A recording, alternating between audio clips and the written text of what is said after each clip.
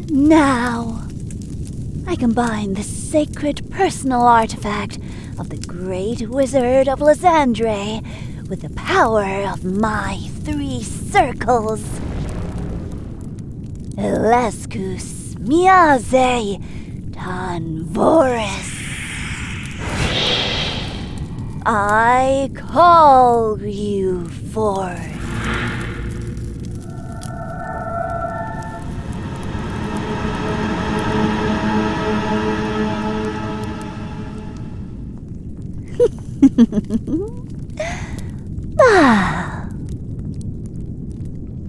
Hello, hello, hello. Open your eyes. Don't be shy. Welcome to my not so humble abode. Yes. Partaking in shady business deals fills my pockets with gold. There's some in there right now.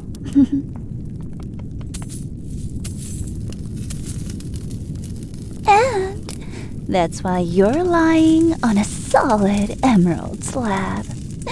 Not a bad way to come back, if you ask me.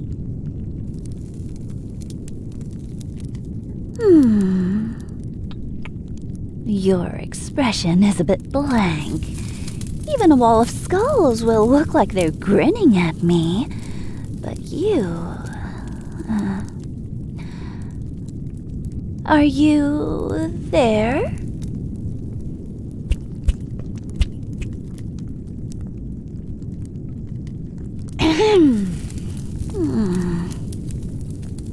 Let's see.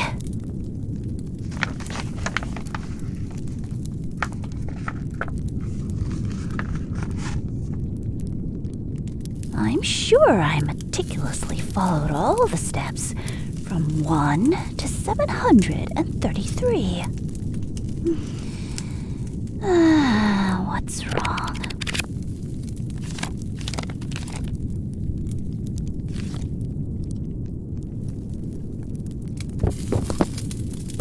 I really should get one of those lightweight grimoires one of these nights. Oh, I know what might work.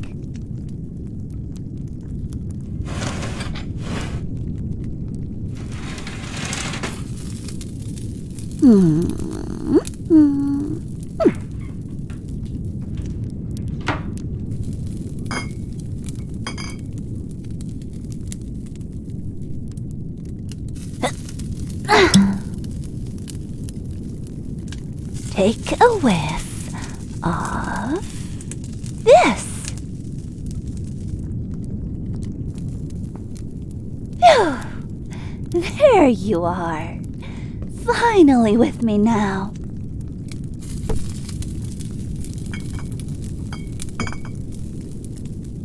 It's okay. It'll pass. This stuff is rather eye-wateringly strong, yes. I apologize for that. No, you don't need to know what's inside the bottle.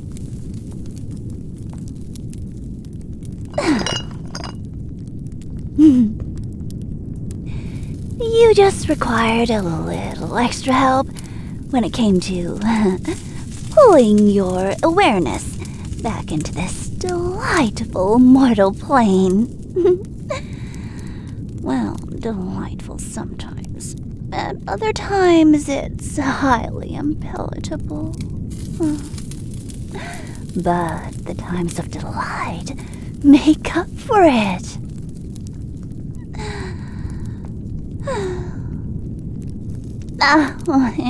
Yes, I ought to fill you in on what is happening here exactly, as you look terribly confused.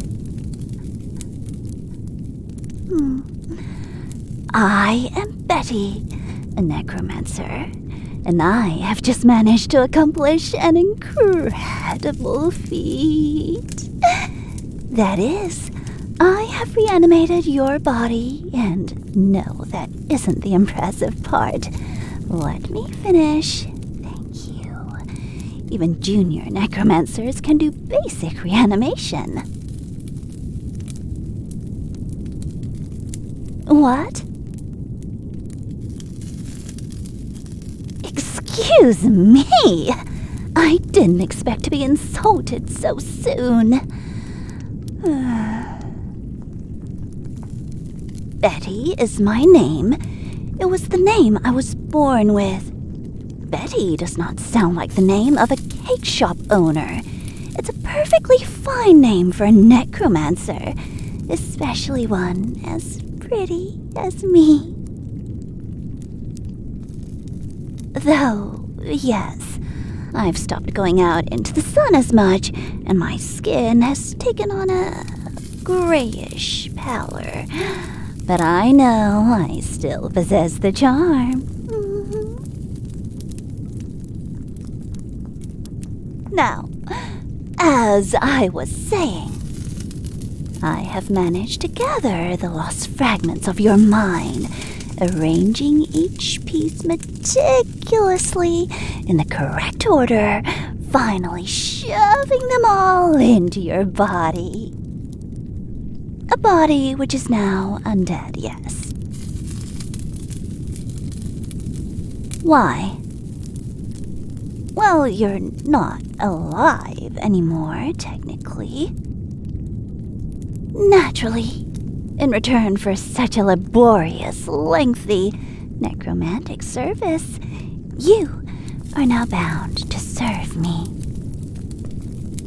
Literally, you are bound by spells. Oh, there is no escape, I'm afraid.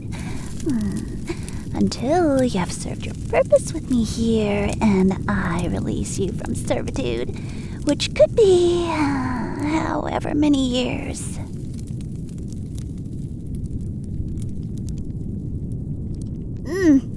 Now you're asking the important questions. Why you? Well, why not you? I'm just being difficult. I shall tell you because, oh great one, before your devastating, surprising, and untimely death, you were known as one of the greatest warlocks of your time. And poor, sometimes sweet Betty here has been getting, well, very, very lonely. Turns out, not many people want to be friends with necromancers. Makes them uncomfortable. Pardon? No, I did not bring you back from the dead simply for company, though that is a big part of it.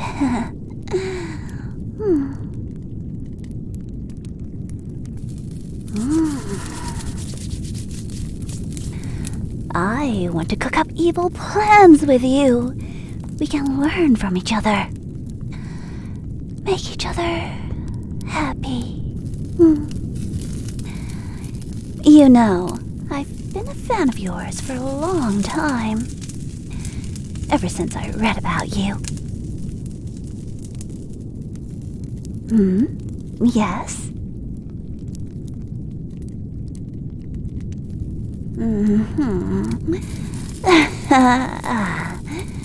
About that. Bringing you back was no easy task. More than 333 days of preparation, practice, trial and error. But I succeeded. Gotta pat myself on the back.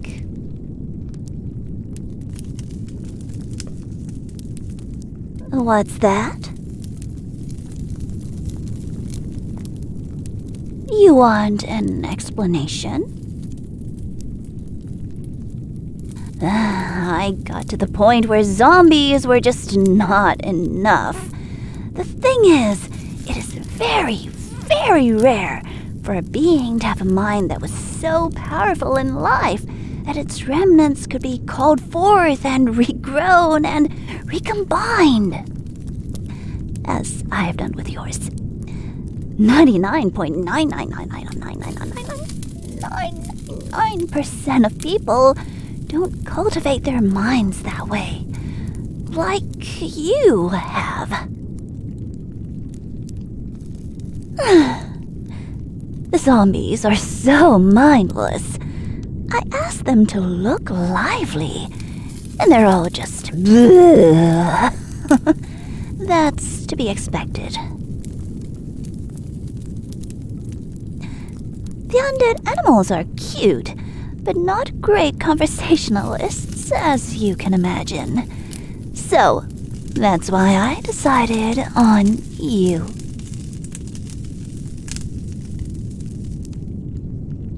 Yes. Moral implications of calling someone back from the dead aside, aren't you excited? This is another chance at life.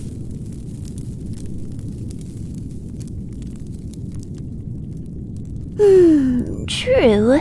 You have a point. This could be called an afterlife of sorts, since you already died once. And if you were to somehow be destroyed, you would enter the afterlife. Does that terminology work? Anyway, semantics aside, we both know there is no peaceful eternal slumber for the likes of us. Those who meddle in magic and dark things tend to disqualify themselves from any heavenly, paradisey state after we kick the bucket. Not that it appeals much anyway.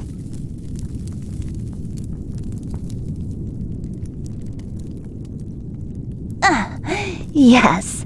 When it comes to what you will do here, I'm hoping we can have a lot of enjoyable moments together. Scholarly and otherwise. We can learn from each other. With our minds combined, think about the things we could achieve. Huh? Oh, certainly. I'd be most eager to hear about the magical experiments you conducted in life and how they brought you great joy. We can drink honeyed nettle tea, arrange the zombie horrors, go on supply runs together, share childhood memories, watch old films, fall in love, and you'll discover that being bound to me in servitude is actually wondrously rewarding.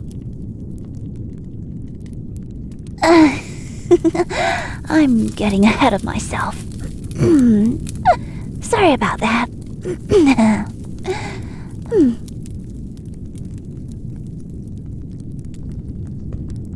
Basically, if you haven't gathered already, what I'm trying to say is I'm just so delighted that you're here.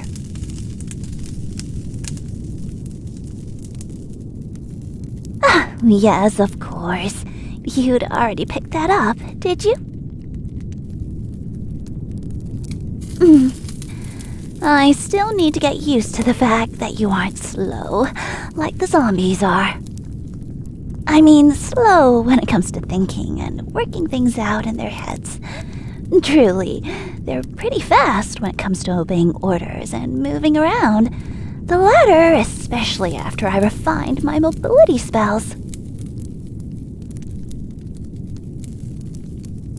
Think about it. A horde of zombies? Terrifying. A horde of zombies that run as fast as horses. Terrifying. Many times over. Unfortunately, they're far too mindless to have discussions with me, or even laugh at my jokes.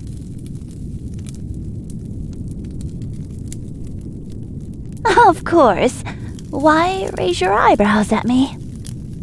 Necromancers aren't all doom and gloom. I know this may sound ludicrous, but I'll let you in on a secret. I aspired to be a stand-up comedian before I decided on becoming a necromancer.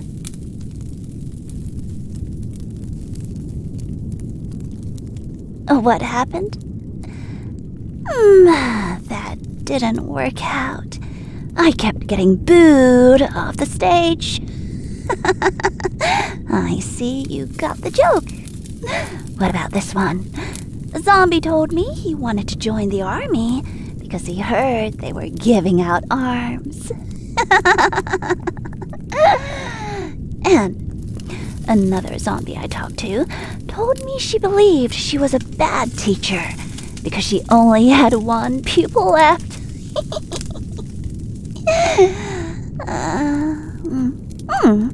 Another zombie was so brainless that he got lost on a dead-end street. Get it? Dead end.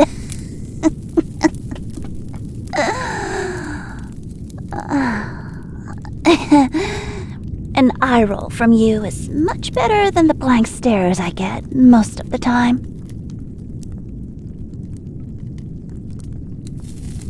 Oh, I wouldn't classify you as a zombie. You are more like a... I don't know what you are, but something much better. Much more magnificent. And you're all mine.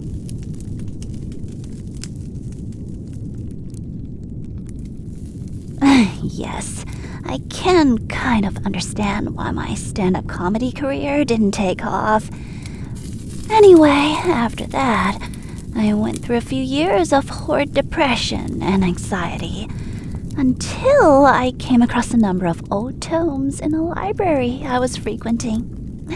That's where I came across your name and your work and experimental magics. I very quickly became obsessed with your research notes, the complex glyphs you created, and your unconventional methods of working spells, especially in chaos magic. Sure, you weren't a necromancer, but it was your work that led me to necromancy. I found that through experimentation, many of your methods could be readapted.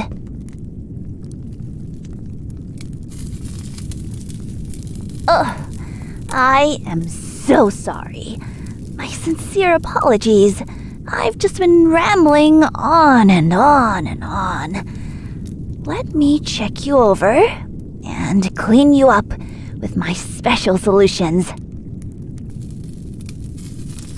I know. This will all take a bit of getting used to. No pressure for my best summon to date. But I have very high hopes for you. Yes, you are my best summon. Close your eyes and lie back, and I'll clean you up with my special concoctions. No hot baths, unfortunately. I found that those are entirely unpleasant until I've spent a few days fixing you right up. Besides, your body needs to get used to movement again and everything. Now, relax. My special solutions will fix you up in no time. I made these just for you. Relax. Let me help get you nice and clean.